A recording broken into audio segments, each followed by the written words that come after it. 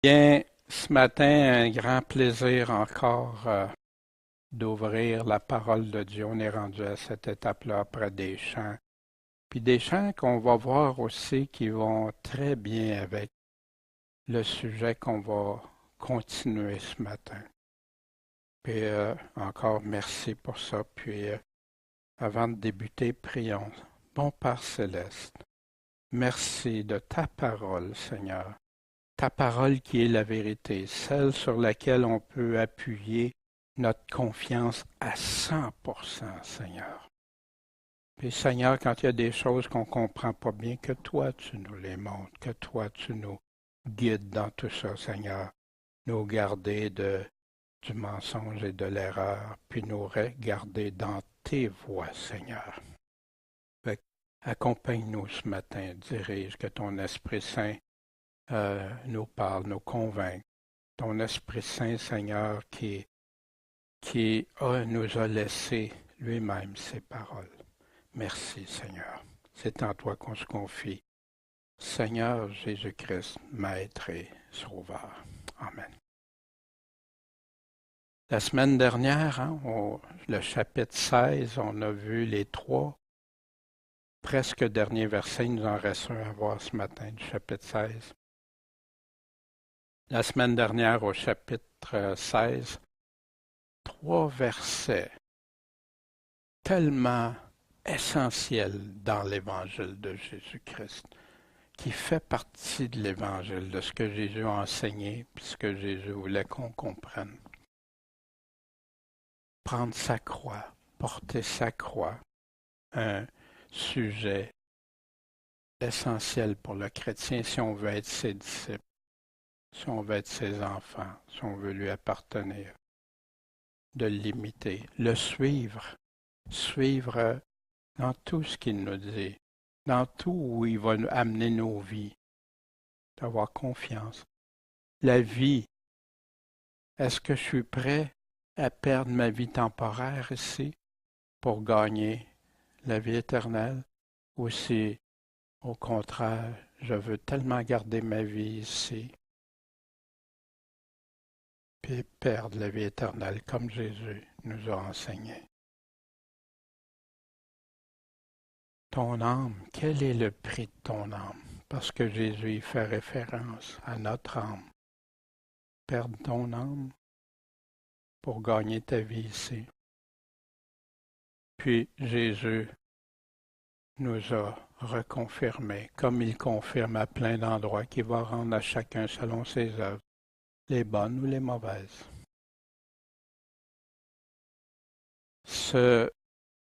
Et tout ça vient à une chose, croire ou pas croire Jésus. Il y en a qui ont une foi, mais une foi en qui, en quoi? Est-ce qu'ils ont foi à Jésus?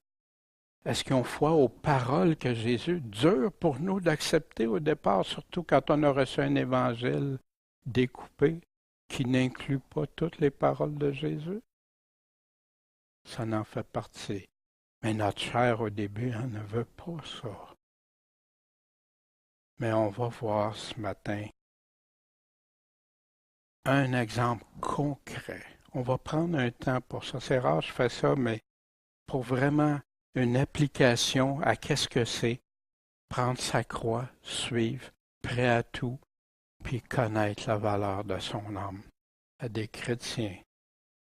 Ça vient ça de Porte ouverte, hein? Open Doors, qui est un organisme, celle-ci c'est la Voix des martyrs, mais l'organisme Open Doors qui confirme qu'il y a plus de 50 quelques pays dans lesquels les chrétiens sont persécutés. Ce matin, on va en prendre un des pires, la Corée du Nord. Le ministère Porte ouverte les aide. Porte ouverte, en passant, le ministère, le premier, le fondateur de ça, c'est Opération André. Je ne sais pas si vous avez entendu déjà ça. C'est lui qui amenait des Bibles en cachette en Russie. Puis dans des pays où la Bible était, tu te faisais prendre, tu mourrais. Il allait avec sa Volkswagen souvent, puis il amenait plein de Bibles. Il a exposé sa vie. Ceux qui prenaient les Bibles exposaient leur vie. Puis en passant en Russie, les chrétiens ont commencé à être persécutés à nouveau, en Chine, en plein d'endroits.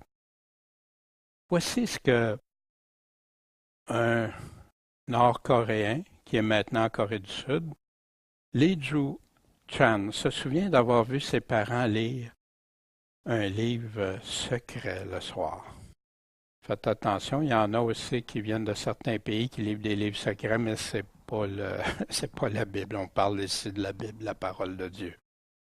Ils chuchotaient les mots, puis je savais que c'était la source de leur sagesse.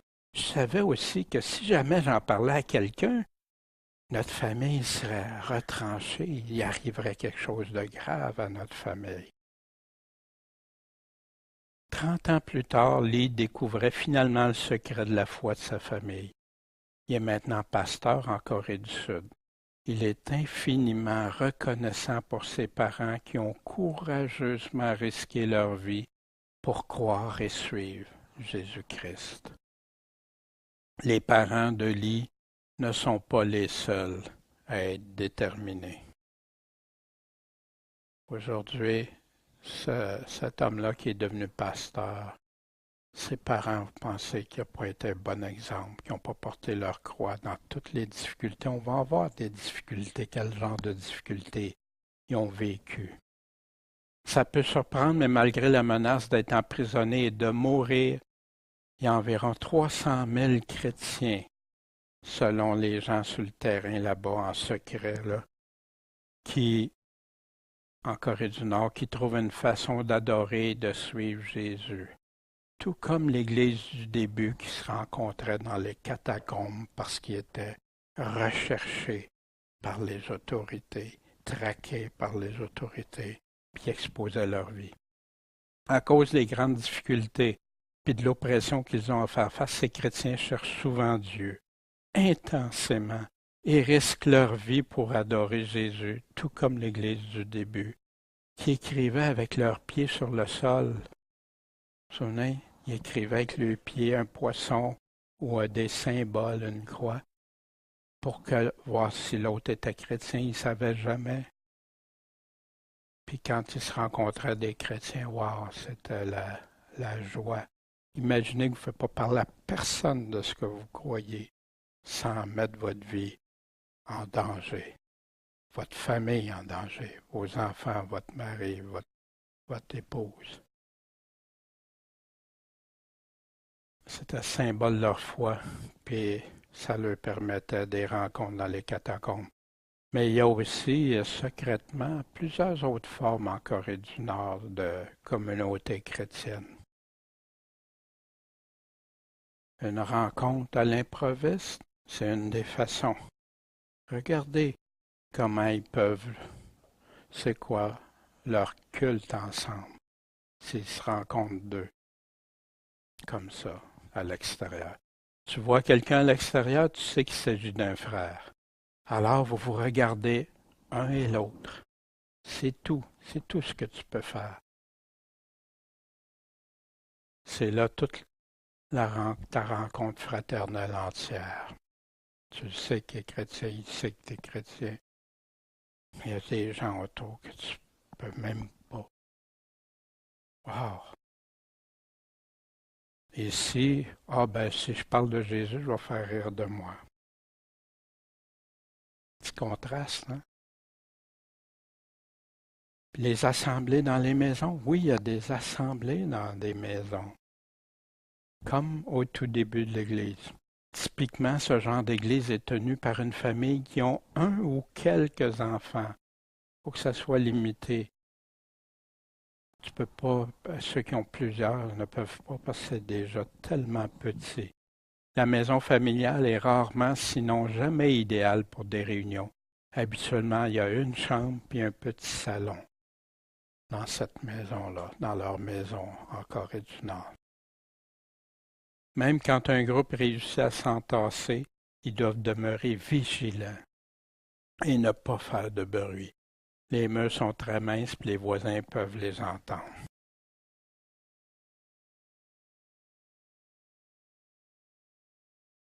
C'est mieux quand ces familles habitent près des boisés où ils peuvent aller cacher leur copie de Bible quand ils en ont une. Ils ne peuvent pas garder ça dans leur maison. Un représentant sur le terrain décrit ce que ça représente une réunion pour un croyant, semblable à ce que le pasteur Lee Joe Chan, qu'on a parlé tantôt, se souvient. C'est après minuit, les deux plus jeunes enfants dorment. Vous allez chercher votre Bible en vous cachant, puis vous la rentrez à l'intérieur de la maison.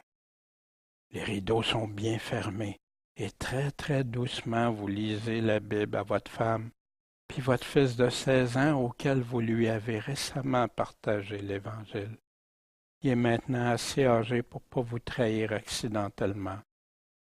Bien sûr, il ne comprenait pas au début, mais vous le lui avez enseigné. Vous avez prié tellement tant d'années pour qu'il soit prêt à recevoir. Prendre sa croix et le suivre. Tu lis la Bible à la noirceur, tu pries, les paroles sont presque inaudibles. Puis si tu oses chanter en chuchotant,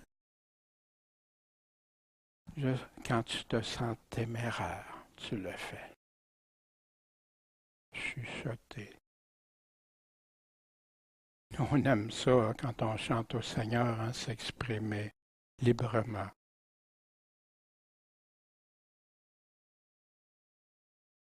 Dans les camps de prisonniers, c'est une autre forme, surprenant. Incroyable, des chrétiens nord-coréens trouvent des façons de rendre un culte au Seigneur dans les camps de prisonniers notoires. Ces camps de prisonniers reconnus, réputés au travers le monde comme étant des plus difficiles. Un croyant peut être confiné avec une quarantaine d'autres prisonniers dans un espace restreint, une salle. Inconfortable, les planchers sont souvent en bois et plusieurs fentes permettent de remplir de froid glacial la pièce pendant l'hiver, puis d'air chaud suffocant l'été, sans oublier les poux, les insectes, la vermine et tout.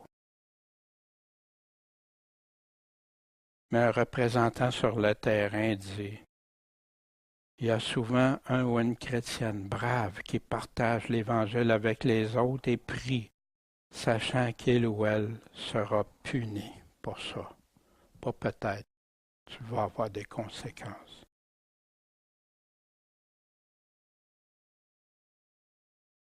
La Corée du Nord, une persécution impitoyable et effroyable contre les chrétiens.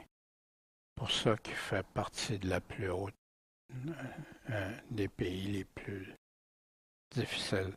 Dans les camps de prisonniers, dans un des endroits les plus ténébreux sur la terre, Haewaou, c'est une survivante d'un camp nord-coréen, a choisi de faire quelque chose de si radical et si dangereux, mais tellement à la manière de Jésus-Christ.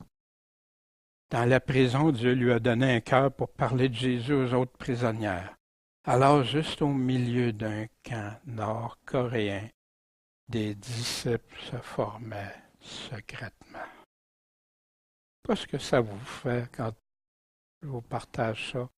Tu sais, je reçois des courriels comme ça qui nous donnent toutes sortes d'informations, de choses, puis il faut que je sois très discret pour ne pas exposer la vie des autres.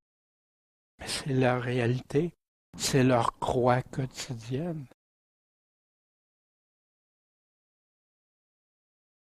Haïou se rappelle comment Dieu l'a utilisé.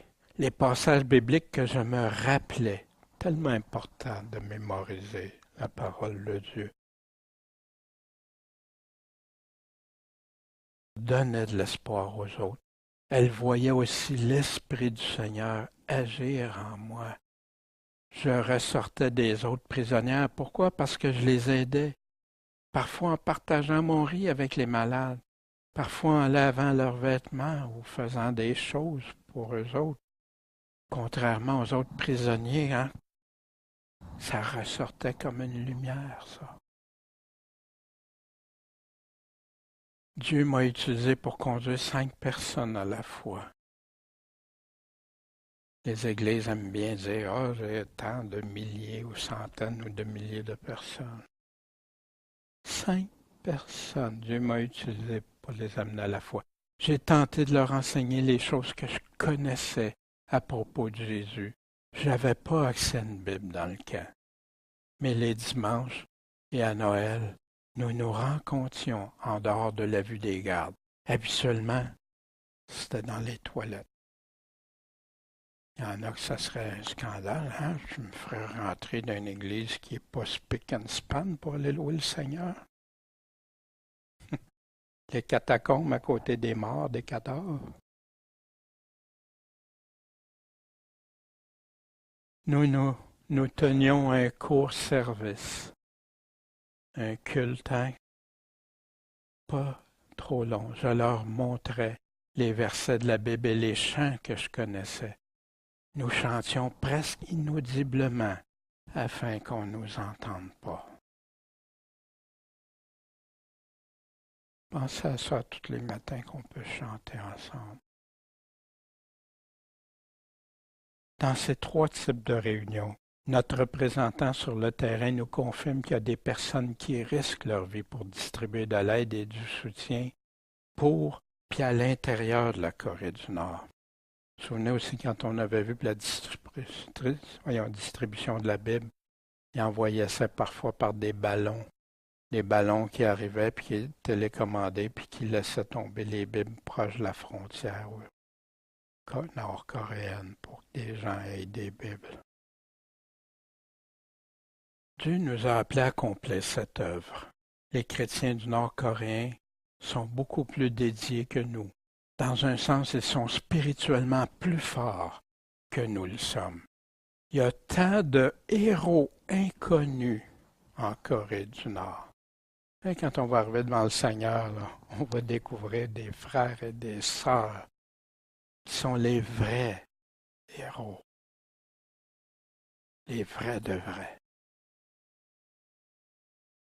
Ils sont capables de supporter la torture sans renier leur foi.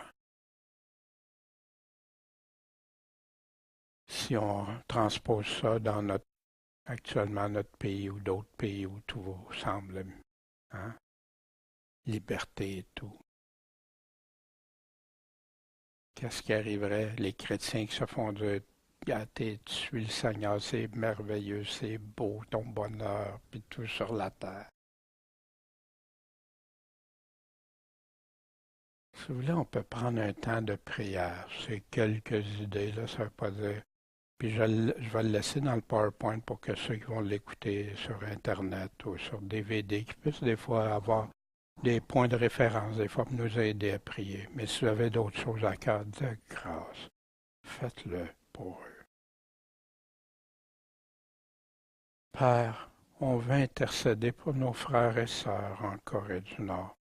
Puis en passant, ce n'est pas une formule que je suis en train de vous donner là, c'est juste des points de repère. Puis si vous êtes en accord avec ça, ben prions ensemble. Dieu pour ça. Merci pour la démonstration de courage, de détermination, puis d'hardiesse de ces frères et sœurs. S'il vous plaît, protège-les dans leur démonstration d'amour et de fidélité envers toi. J'ai la pleine conviction, mon Dieu, que tu vas les bénir au-delà de tout dans l'éternité. Mais aide-les pendant qu'ils sont ici. Manifeste ta présence dans leurs souffrances et difficultés. Le moindre petit signe de ta part, Seigneur, ils en ont tellement besoin. Accorde-leur toute la sagesse et le discernement quand ils doivent parler de ta parole où agir avec prudence, puis accorde-leur ta grande protection, Seigneur. Que tu puisses les réconforter comme toi seul peux le faire, mon Dieu. Qu'ils puissent avoir accès plus librement à ta parole, avoir des copies de ta parole, pas être obligé de se cacher comme s'il cachait de la drogue ou une arme à feu. comme s'ils seraient des criminels, qu'ils puissent mémoriser tes paroles, Seigneur. Donne-leur ta grâce spéciale pour qu'ils le gardent dans leur cœur profondément. Merci pour cet exemple de foi totale en toi qui démontre que ta parole peut être pleinement appliquée. Seigneur, nous, parfois on regarde ça, puis on a des craintes par rapport à ça. Mais on voit, Seigneur, que tu l'accomplis pleinement quand ils te sont fidèles, quand ils persévèrent, tu les préserves, tu préserves leur âme. Aussi, Seigneur, on veut te prier pour ceux qui se réunissent dans leur maison, que tu puisses les protéger leurs enfants, leur famille, que leurs enfants se convertissent à toi, soient pas persécutés ou subissent des conséquences, ou encore moins, trahissent leurs parents, Seigneur, s'il te plaît. Pour les prisonniers chrétiens qui subissent de nombreuses injustices et persécutions, que tu puisses les soutenir, les rendre inébranlables, en faire des lumières, le sel de la terre, la lumière pour d'autres, puis qui puisse aider à la conversion de d'autres prisonniers, des quartiers même, Seigneur. Des personnes qui vivent dans un climat de terreur et comme dans le temps des Césars romains. Bon, Père Céleste, on se confie en toi, puis si on peut les aider d'une façon, Seigneur, que tu nous le montres clairement. En ton nom, Jésus-Christ. Amen. En passant, Open Doors, on peut les soutenir aussi. Ils prennent cet argent-là pour soutenir des frères, des sœurs qui vont exposer leur vie, comme Opération André le faisait, qui vont exposer leur vie pour qu'il y en ait qui aient accès à la parole de Dieu, ou les soutenir dans leur souffrance.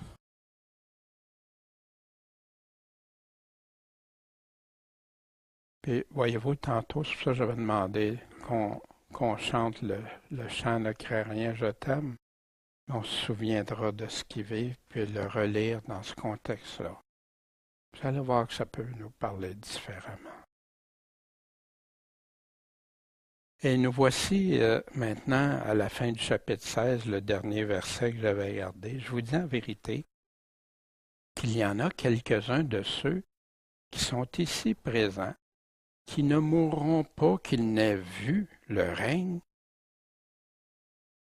le Fils de l'homme, venir en son règne. Un verset, moi, qui m'a... Quand je l'ai relu attentivement, j'ai dit « Wow, il y a quelque chose que je ne comprends pas ou je ne sais pas. » Et à matin, on va regarder ça un peu ensemble et regarder comment parfois on peut éclaircir des choses.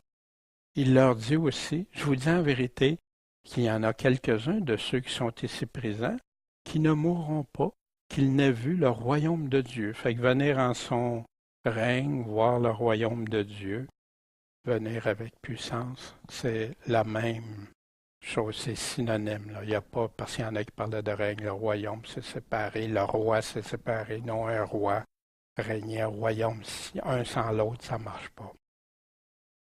Fait que dans l'interprétation, selon les paroles qu'on vient de lire, on doit tenir de tous ces critères pour bien l'interpréter.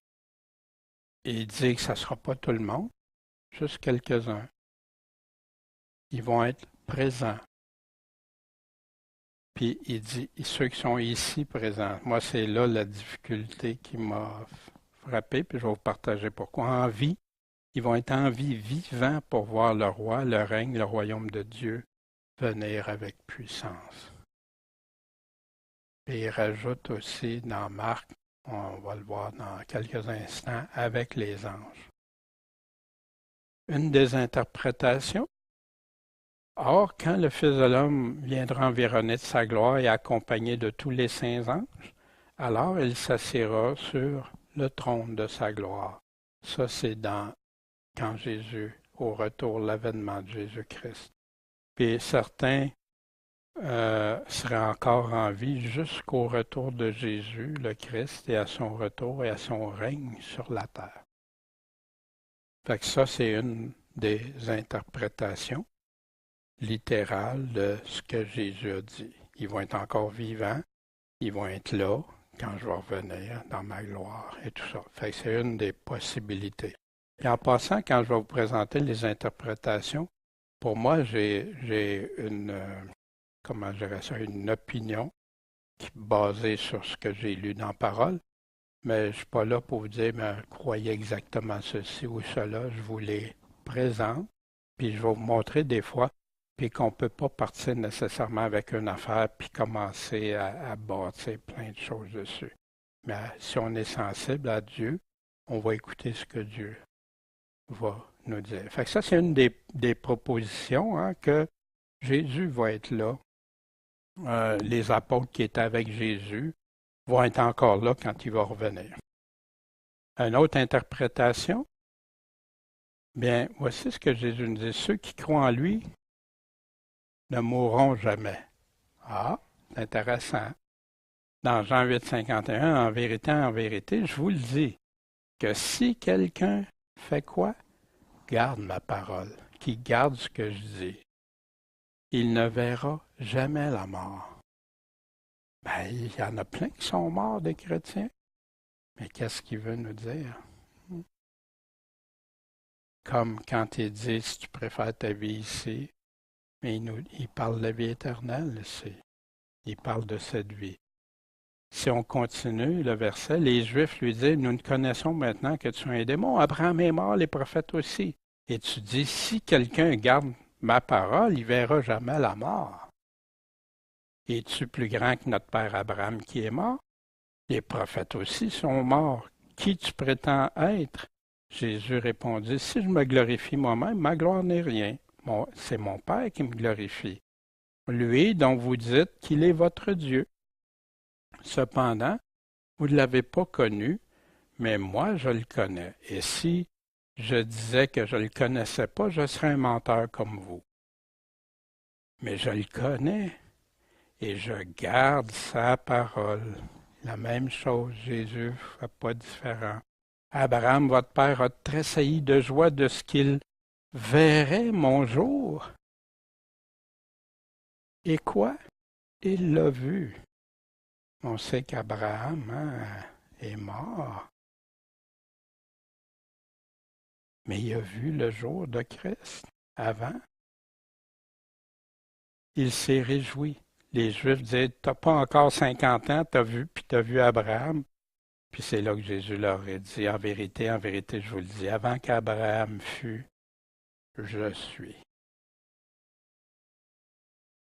Ici, dans Voir le jour, hein, une autre interprétation que quiconque qui croit en lui, qui garde sa parole, qui le suit, mourra pas. C'est une autre. Il y a aussi dans 1 Thessaloniciens chapitre 4, car le Seigneur lui-même descendra du ciel, un signal donné avec une voix d'archange, avec des anges, la présence, la gloire, son d'une trompette de Dieu. Les morts qui sont en Christ ressusciteront premièrement.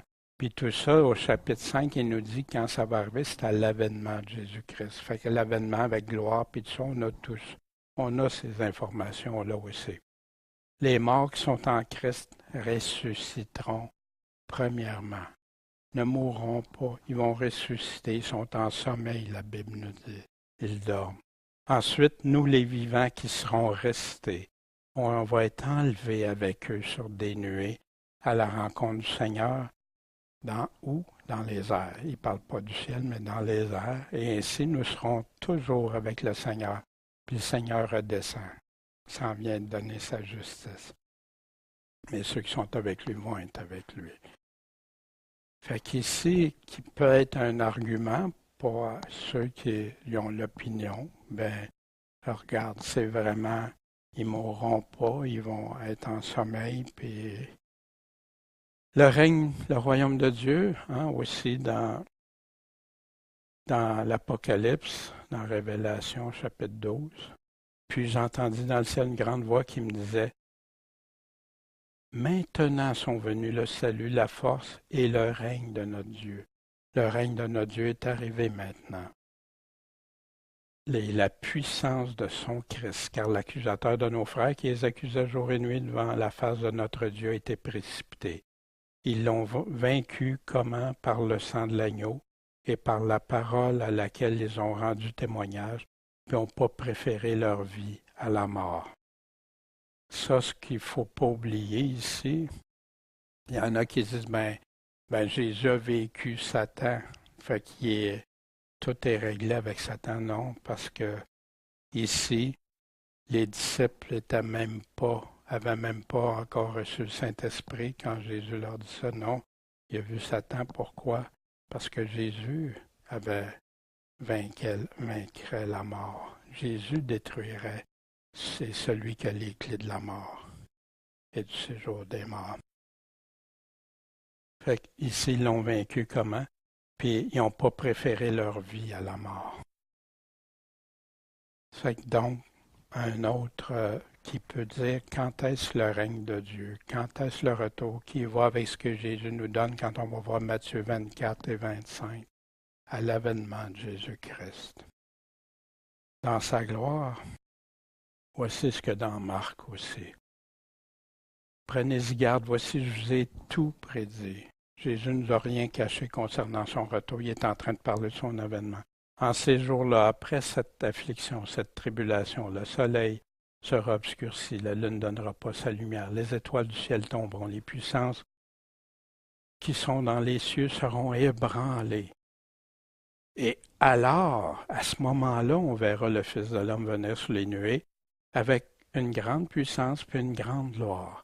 Puis il va envoyer ses anges pour rassembler ses élus des quatre vents depuis les extrémités de la terre jusqu'aux extrémités du ciel.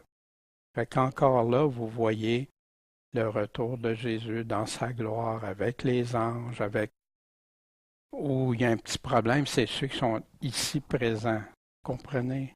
C'est pour ça qu'il y en a qui vont croire qu'il y en a des apôtres ou ceux qui étaient avec Jésus qui vont être encore en vie au retour de Jésus.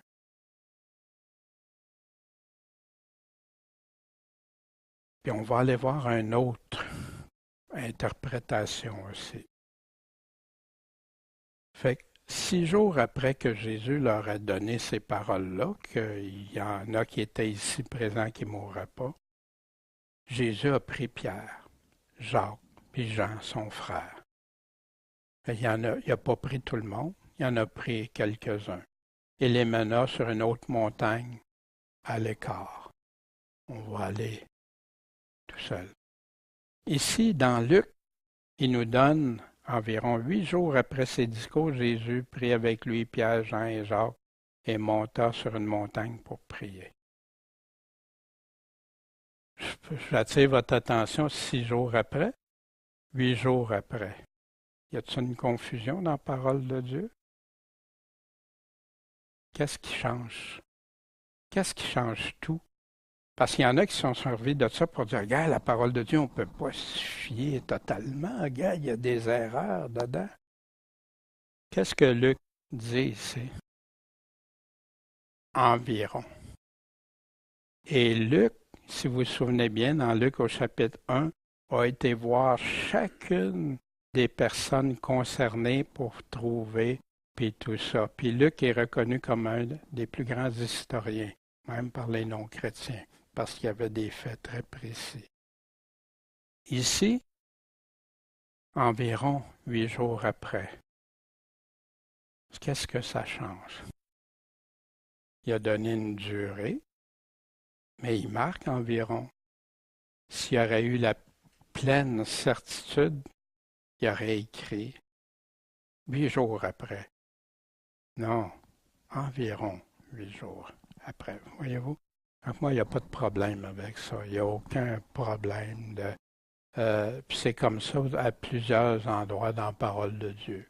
Si tu veux faire attention aux mots qui sont écrits, regarde, que je te dise, je vais aller te voir dans dans 6 jours après que je t'ai vu, ou d'environ 8 jours. C'est sûr que d'environ 8 jours, c'est moins précis. Mais le 6 jours, est-tu vrai? Pareil, voyez-vous. Et il fut transfiguré en leur présence. Le mot présent. Il a fait ça devant quelques-uns qui étaient présents à date. Son visage devint resplendissant comme le soleil, et ses habits devinrent éclatants comme la lumière. Ce qui va être important aussi, transfigurer, tu sais, moi m'étais fait une opinion sur ça, puis on va le voir dans quelques instants. Qu'est-ce que ça veut dire transfigurer? Et Pierre et ceux qui étaient avec lui étaient accablés de sommeil. Puis quand ils furent réveillés, qu'est-ce qu'ils ont vu? Ils ont vu sa gloire. Quelques-uns présents, ils ont vu sa gloire. Qu'est-ce que c'est transfigurer? Bien, le mot transfigurer, c'est le mot transformer. Mais il y en a avec transfiguration qui ont extrapolé loin avec ça. C'est le même mot qu'on a dans Romains 12.2. Et ne vous conformez pas à ce siècle présent, mais soyez transformés par le renouvellement de votre entendement. Soyez transfigurés par le renouvellement de votre entendement. Spécial, hein? Afin que vous éprouviez quelle est la volonté de Dieu, bonne, agréable et parfaite. C'est utilisé 4 fois ce mot-là dans le Nouveau Testament. 2 fois quand on met le mot transfiguration, hein, avec les disciples, puis les 2 autres fois. Ainsi, nous tous qui le visage découvert, contemplons comme dans un miroir la gloire du Seigneur. Nous sommes transformés, transfigurés à son image, de gloire en gloire, comme par l'Esprit du Seigneur. Et quand tu regardes le mot grec, un mot qui va sûrement vous dire quelque chose, le mot numéro 33-39 dans le Strong, métamorpho, métamorphosé, transformé. Fait que voyez-vous, des fois, je vous le souligne parce que des fois, il y en a qui ont été loin dans la transfiguration, puis l'approche mystique de ça et tout ça. Non. Jésus a été transformé. Ils ont vu son visage comme le soleil. Il n'était plus comme il était habituellement. Il a été transformé. Puis la définition dans le dictionnaire, c'est vraiment transfigurer, être transformé. En même temps, on revient au chapitre 17 de Matthieu, en même temps, Moïse et Élie leur apparurent. Puis ils s'entretenaient avec Jésus. C'est intéressant. Mais de quoi ils s'entretenaient avec Jésus? Voici 2 hommes s'entretenaient avec lui. Puis là, il nous dit, c'est qui? C'est Moïse et Élie qui apparurent avec gloire et parlaient de quoi? De sa mort qu'il devait accomplir à Jérusalem. Fait que quand il s'entretenait avec Jésus, pendant qu'il était transformé, pendant qu'il était là, c'est de ça qu'il parlait.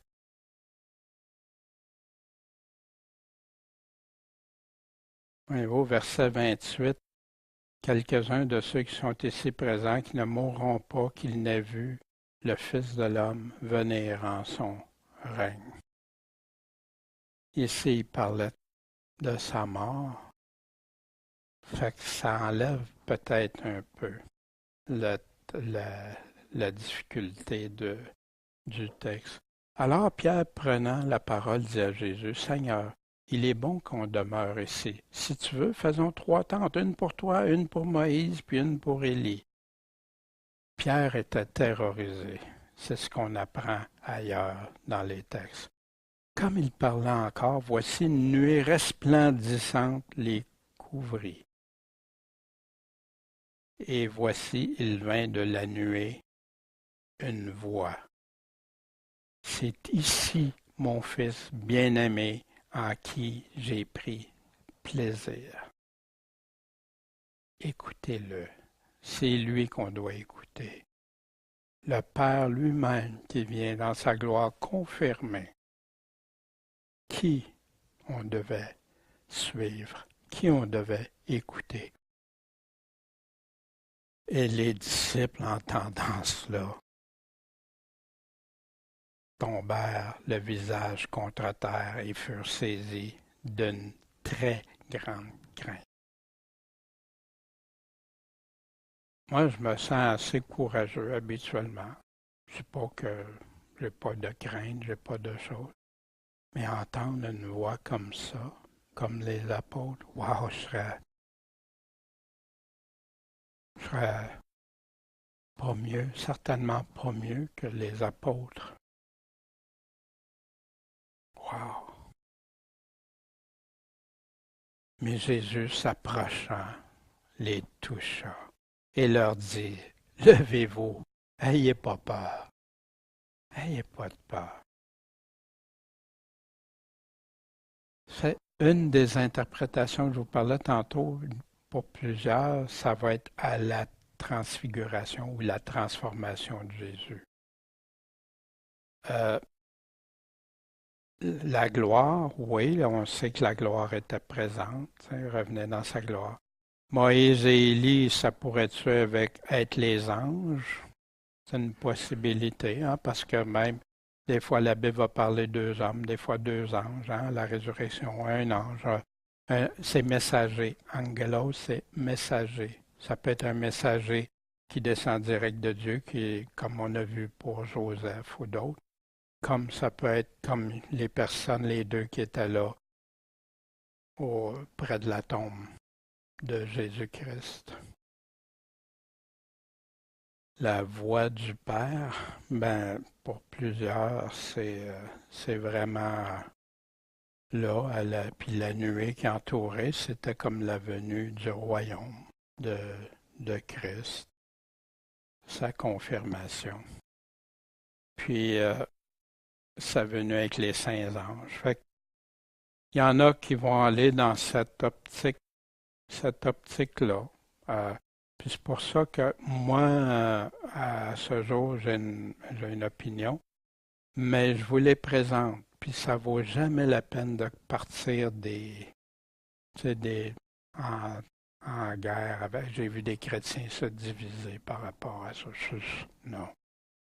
Puis on doit tenir compte de toutes les paroles de Jésus. Fait que soyons prudents quand on veut bien interpréter. Puis quand on n'est pas sûr, la meilleure source, c'est là. Demandez, vous recevrez. Cherchez, vous trouvez. Puis, quand c'est pas le temps, c'est pas le temps. Mais quand c'est le temps, Dieu nous le montre tranquillement. Moi, j'ai encore des passages, Seigneur, si c'est utile pour moi ou pour d'autres, guide-moi, éclaire-moi. Mais moi, je suis pas plus intelligent que toi. Moi, je te dirai pas à toi qu'est-ce que ça veut dire. Puis si c'est toi qui vas me dire qu'est-ce que ça veut dire, puis si je suis pas sûr, je veux jamais conduire. Si j'ai pas ton sceau à 100%, je veux jamais entraîner des frères, des sœurs. Voir le royaume, la gloire, les anges, quelques-uns présents qui mourront pas. On avait dans Marc 9:1, car quiconque aura eu honte de moi, de mes paroles parmi cette race adultère pécheresse, le Fils de l'homme aura aussi honte de lui quand il viendra dans la gloire de son Père avec les saints anges. Il leur dit aussi, je vous dis en vérité qu'il y en a quelques-uns de ceux qui sont ici présents qui mourront pas qu'ils n'aient vu le royaume de Dieu venir avec puissance.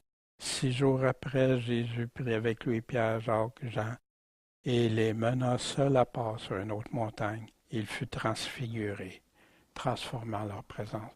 Voyez-vous, on ne peut pas diviser tout ça puis séparer ça. On doit s'assurer que ça reste dans son contexte. Puis la seule façon, c'est de regarder dans la lettre complète. Puis je vous encourage à prendre des passages comme ça. Demandez à Dieu, puis vérifiez, prenez en note tous les critères de qu'est-ce qu'il est en train de dire, les mots, qu'est-ce qu'il dit, puis regardez ça. Vous allez voir, c'est une bénédiction. Puis si tu ne comprends pas, tout de suite, Amen. Le Seigneur aussi regarde, est-ce qu'on a complètement confiance en lui? Est-ce qu'on va garder la foi ou si ça va mettre... Vous savez, il y en a qui vont sauter sur n'importe quel passage qui peut justifier que je n'ai pas à croire les autres affaires parce que je ne comprends pas celui-là. Wow! Quelqu'un m'avait déjà dit, ouais, mais dans la Bible, il y a plein d'affaires que je ne comprends pas. OK, mais celles que tu comprends, qu'est-ce que tu en fais? C'est ceux-là. Dieu, tu vas répondre à Dieu selon quoi? Selon ce que tu auras compris, puis après ça, ce que tu auras appliqué ou non. Pensons toujours, on a le texte, hein, les mots, les passages, les versets, les co-textes, ce qui entoure ça, les autres passages qui parlent du même sujet. Puis le pentexte, ben, c'est partout dans la Bible. Aucun de ça doit, interprétation, aucun doit se contredire un l'autre. Il faut que ça soit tout, puis de la même chose qui est en train de parler. On va poursuivre. Et alors, levant leurs yeux, ils virent que Jésus, tout seul, il n'y avait plus personne avec lui. Et comme il descendait de la montagne, Jésus leur fit cette défense. Ne dites à personne ce que vous avez vu, jusqu'à ce que le Fils de l'homme soit ressuscité des morts. Jésus ne leur cachait pas, mais ils ne comprenaient pas encore. Pourtant, c'était rempli dans l'Ancien Testament des passages dans Daniel, dans Ésaïe, qu'il va y avoir une résurrection des morts et tout. Ils se demandaient les uns aux autres ce que voulait dire ressusciter des morts. Comment ça va se faire? Qu'est-ce que c'est? Imaginez. C'était pas quelque chose de courant, mais il avait vu des personnes ressusciter. Jésus en a ressuscité. Fait qu'il y a quelque chose de profond qu'il cherchait puis qu'il ne comprenait pas. Et ses disciples l'interrogèrent, disant, pourquoi donc les scribes, les théologiens, les écrivains du temps, disent-ils qu'il faut qu'Élie vienne? Premièrement, on avait déjà parlé de ça. Moïse et Élie leur apparurent. Du verset 3. Fait que Jésus leur a répondu, c'est vrai qu'Élie devait venir premièrement et rétablir toutes choses. Première chose, il confirme, c'est vrai ce qu'ils disent. Mais il doit venir premièrement pour rétablir toutes choses. C'est ce qu'on dit de Jean-Baptiste dans d'autres passages, que Jean est venu pour rétablir le chemin, de faire un chemin, aplanir les sentiers, préparer pour le Seigneur puis tout. Mais je vous dis qu'Élie est déjà venu, puis ils ne l'ont pas reconnu. On sait qu'il y a plusieurs dénominations ou sectes qui s'effondreraient parce que pour eux, ils ont comme prophète, c'est leur Élie. Mais Jésus, il dit quoi? Il est déjà venu. C'est fait. C'est choses faites. Puis il continue, mais ils lui ont fait tout ce qu'ils ont voulu à Jean-Baptiste. Qu'est-ce qu'ils ont fait en prison? Mépriser tout, puis finir la tête coupée. C'est ainsi qu'ils feront aussi souffrir le Fils de l'homme, d'une manière encore plus terrible que Jean-Baptiste, quand on connaît les souffrances de la croix, puis en plus de tout ce qu'il a subi. Alors les disciples comprirent que c'était de Jean-Baptiste qui leur avait parlé. Fait que c'est Jean-Baptiste, l'Élie, qui devait venir. On retrouve ça dans Malachie aussi, on avait regardé ça dans Malachie.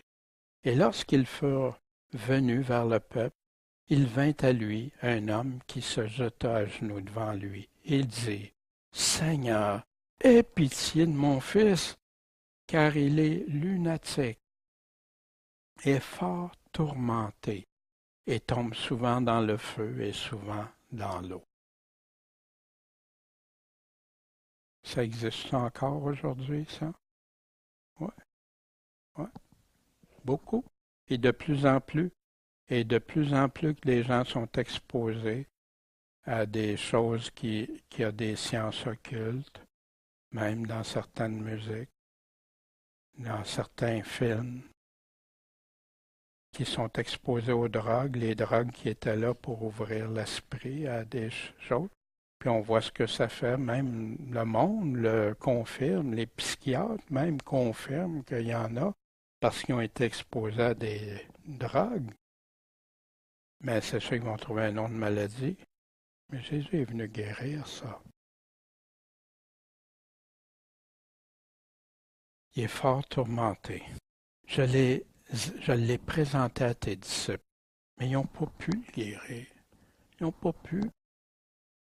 On a des précisions supplémentaires. C'est pour ça que j'aime bien ça, faire regarder voir ailleurs, les passages qui parlent des mêmes choses. Alors Jésus demanda à son Père, combien y a-t-il de temps que ça lui arrive? Le Père dit, dès son enfance, puis l'Esprit l'a souvent jeté dans le feu, puis dans l'eau pour le faire périr.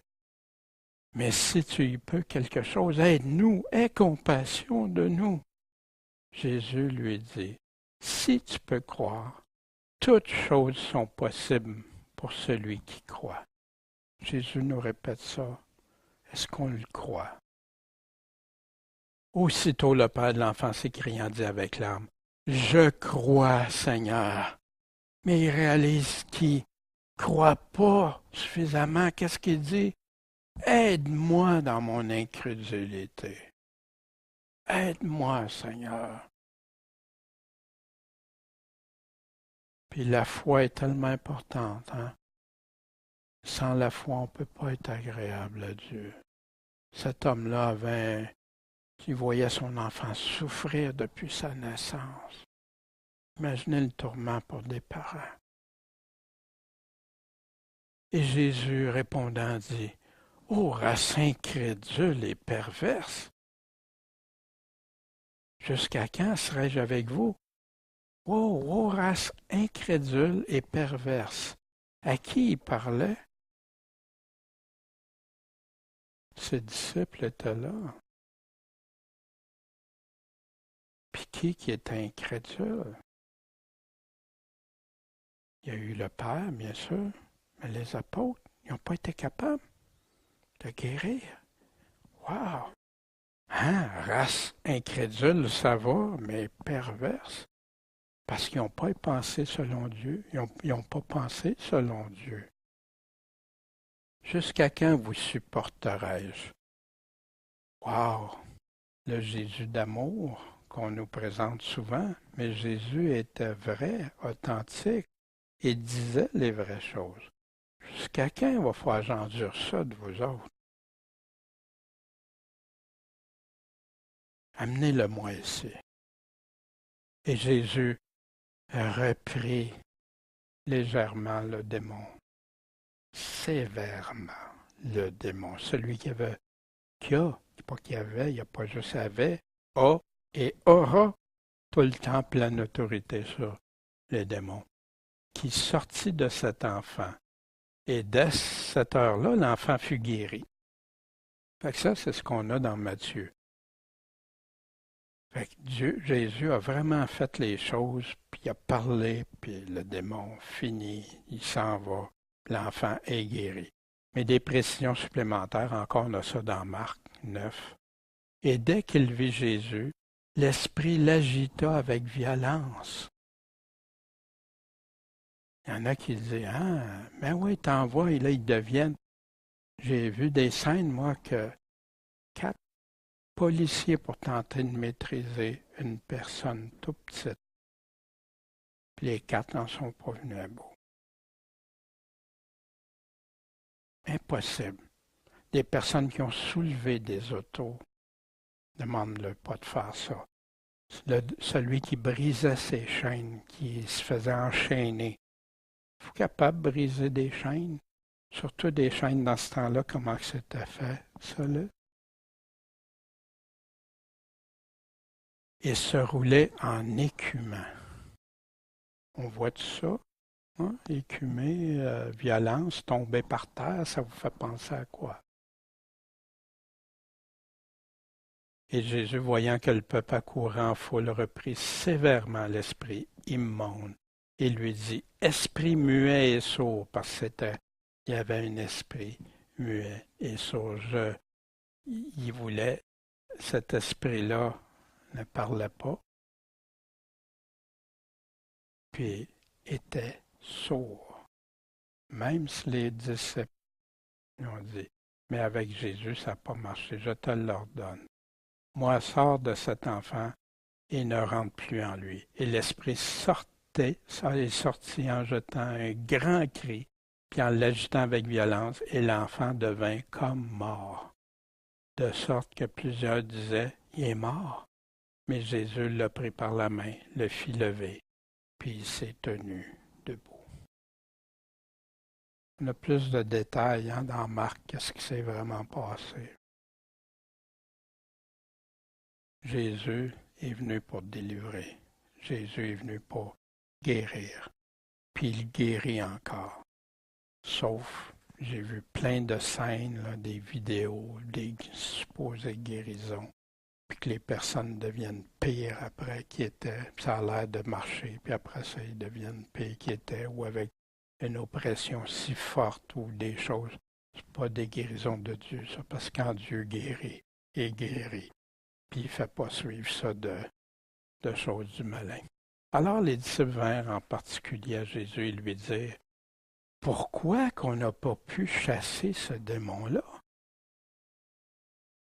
Puis Jésus leur répondit, il nous a donné la réponse, la solution. C'est à cause de votre incrédulité, ton manque de croire. Car je vous le dis en vérité que si vous aviez de la foi comme un grain de sénévé, ou dans moutarde, comme ils disent certaines, mais sénévé et moutarde, ça va avoir une différence dans les plants. Vous diriez à cette montagne, transporte-toi d'ici, là, et elle s'y transporterait, et rien ne vous serait impossible. Pourquoi Jésus dit que tu peux faire déplacer une montagne, ta foi peut déplacer une montagne? Ça serait-tu important? Jésus a-tu déplacé des montagnes? Pendant qu'il était sur terre, quand il a créé le monde, oui.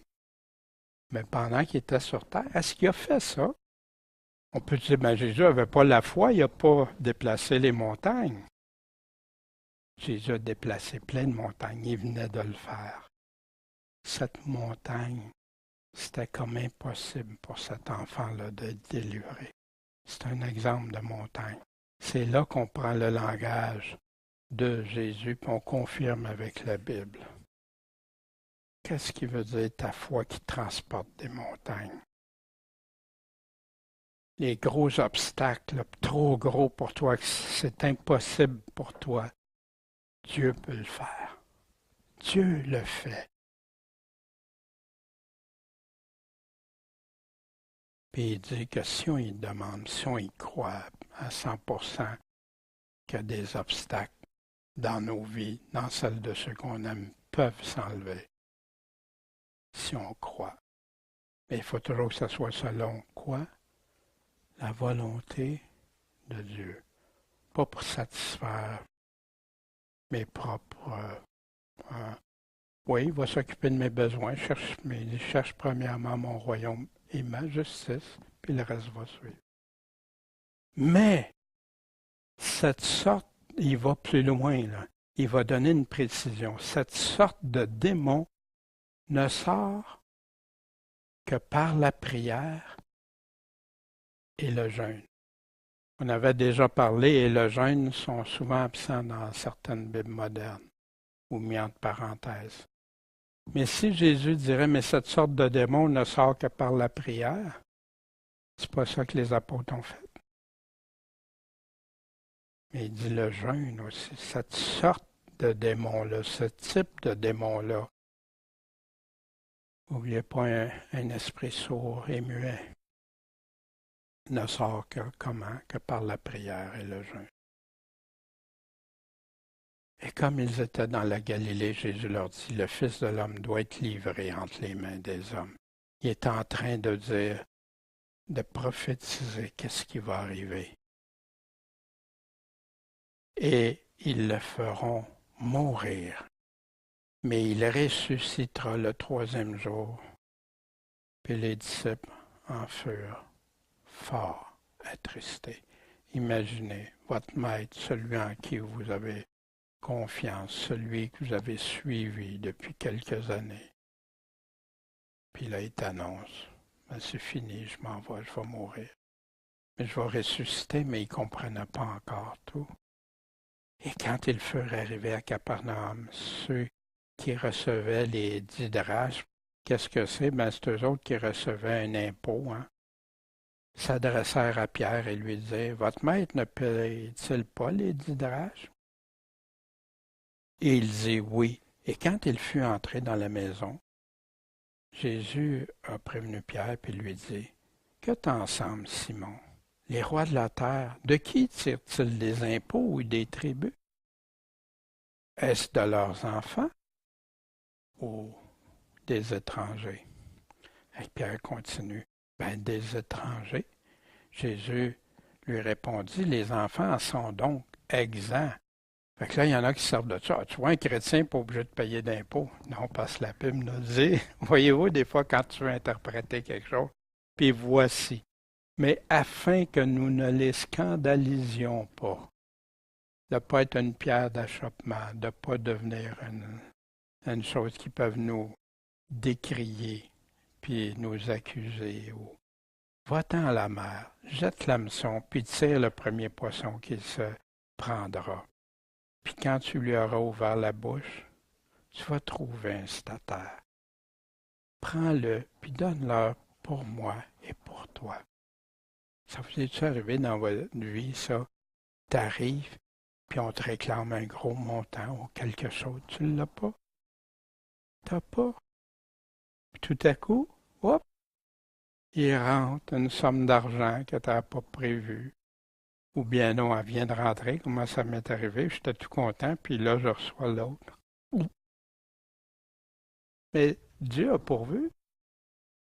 Mais si je recule comme ça, je serais encore en train de payer pour moi 5 000 $. Je serais peut-être encore en train de le payer. Mais bon, le Seigneur, là, il sait ce qu'on a besoin.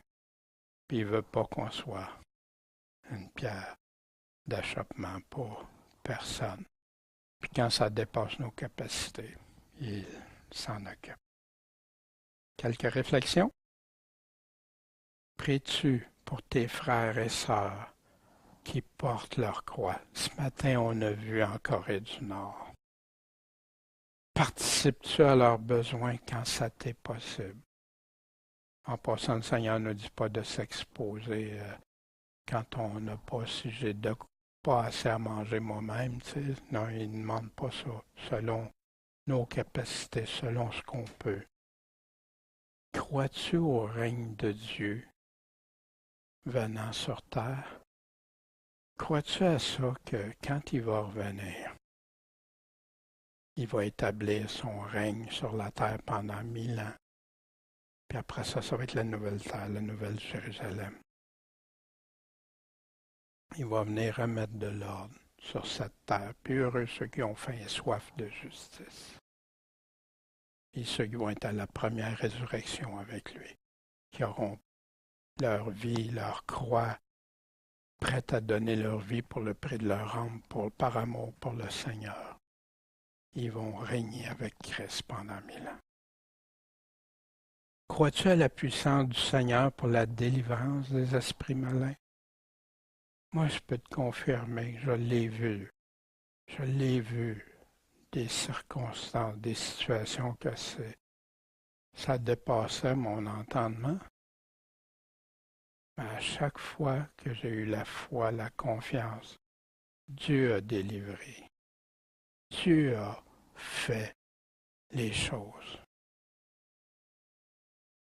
J'en ai déjà partagé des témoignages de ces choses-là, puis je ne veux pas aller dans ça ce matin. Mais le Seigneur est là. Puis des fois, si tu dis, mais Seigneur, on prie pour ça, puis tout ça, puis on a confiance, mais ça ne marche pas. Mais cette sorte de démon ne sort que par la prière qu'on fait déjà. Puis parfois, Dieu attend aussi qu'on humilie nos âmes. Est-ce que tu y crois vraiment? Es-tu prête à mettre ta propre vie personnelle de côté, tes avantages personnels, parce que tu crois que Dieu peut faire quelque chose?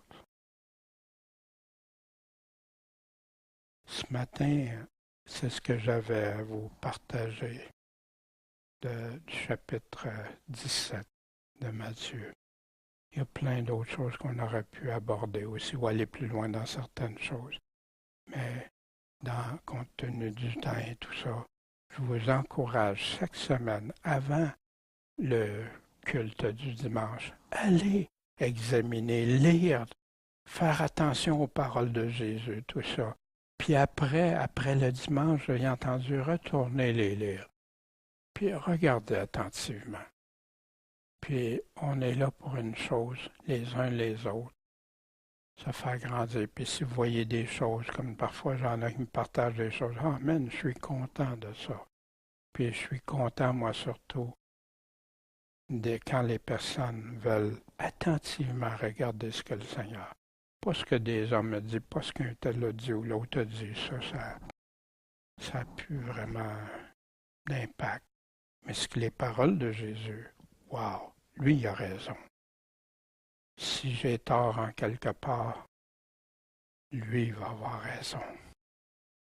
Puis si on a tort en quelque part, lui va avoir raison. Puis si on prend ses paroles, c'est lui, il va nous amener là où on a besoin d'aller et d'être, parce qu'on lui fait confiance. Bon Père Céleste, merci pour ce matin de tes paroles, Seigneur, qu'on a tant besoin, cette nourriture. Puis on pense à nos frères, nos sœurs en Corée du Nord, Seigneur. Viens à leur secours, aide-les. Puis, Seigneur, quel exemple, quel exemple. Seigneur, on t'aime, on veut te suivre. Puis dirige-nous, donne-nous la paix en toutes circonstances. Puis cet amour de toi, puis cette paix qui surpasse toute intelligence. En ton saint nom, Jésus-Christ, Maître et Sauveur. Amen. Il y a le petit chant, ne crains rien, je t'aime.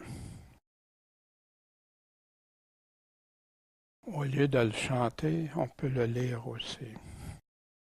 Ne crains rien, je t'aime. Placez-vous dans la peau d'un Nord-Coréen chrétienne. Ne crains rien, je t'aime, je suis avec toi. Promesse suprême qui soutient ma foi. Pensez-vous qu'il n'y aurait pas toutes les raisons pour abandonner leur foi? Qui soutient ma foi? Mais heureusement, Jésus est là. Persévère, puis je vais te préserver. La sombre vallée n'a plus de terreur. L'âme consolée. Dans les pires moments, le Seigneur nous envoie son Esprit Saint, le Consolateur. Je marche avec mon Sauveur. Non, jamais tout seul. Jamais tout seul. Jésus, mon Sauveur, me garde. Jamais il me laisse seul. Même quand tu penses que tu es tout seul, au plus profond de ton isolement. Non, jamais tout seul. Jésus, mon Sauveur, me garde. Je ne suis jamais tout seul. L'aube matinière ne luit qu'au beau jour. Mais Jésus, ma lumière, m'éclaire toujours. Si on n'aurait pas cette lumière, je suis la lumière du monde. Malgré qu'on marche dans les ténèbres, sa lumière nous éclaire. Quand je perds de vue l'astre radieux, il parlait en référence à la lumière, là, bien sûr, à travers la nuit. Jésus me montre les cieux, on regarde vers Dieu. Jamais tout seul, non jamais. Jésus, mon Sauveur, me garde, ne me laisse jamais seul. Jamais tout seul. Jésus, mon Sauveur, me garde. Je suis jamais tout seul. les dangers accourent, subtils, inconnus. Dans leur cas, ils les connaissent souvent. Mais ils continuent pareil. Ils sont prêts à exposer leur vie, ils prennent leur croix, ils exposent leur vie, ils préfèrent quelle vie? Plus près est Jésus. Quand tout ça est là, puis ça m'entoure, plus près encore est Jésus. On partageait ça ce matin, justement.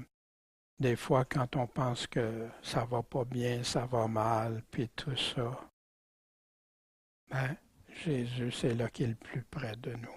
Je me souviens, Roxane avait une image qu'elle avait des pas dans le sable. C'est, puis Seigneur, pourquoi tu m'as abandonné? Je vois juste une trace de pas. Il dit, c'est parce que je te soutenais. Il me redit, c'est moi, le vrai Jésus, celui qui a vécu tout ça, qui t'aime. Ne crains rien. Courage, comme il dit à l'Église, qui dit, tu auras une tribulation. Poursuis, sois fidèle jusqu'à la mort, puis tu ne souffriras pas la deuxième mort. Courage, je suis toujours avec toi. Wow!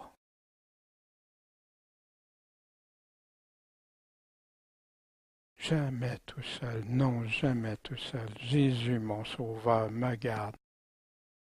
Et vous, je vais avoir le meilleur garde du corps qui peut exister. Jésus me garde. Non, jamais me le laisse seul. Jésus, mon sauveur, me garde. Je ne suis jamais tout seul. Croyons-le, comme des millions de chrétiens l'ont cru depuis les apôtres, les catacombes, l'Inquisition actuellement dans plusieurs pays. Gardons la foi, la vraie confiance, la vraie persévérance en Jésus-Christ. On ne sait pas nous ce qui nous attend, mais il y a une chose qu'on sait, c'est qu'on doit être un soldat de Christ, un engagé pour Christ. Puis si on le croit, il dit, inquiète-toi pas, Daniel, inquiétez-vous pas, personne de nous. Je vais te garder dans ma main si tu écoutes ma voix puis tu me suis. Puis tu mourras pas. Tu mourras jamais. Mais fais le choix. Fais le bon choix. Mon Père céleste, merci encore pour tout ça. En ton nom, Jésus.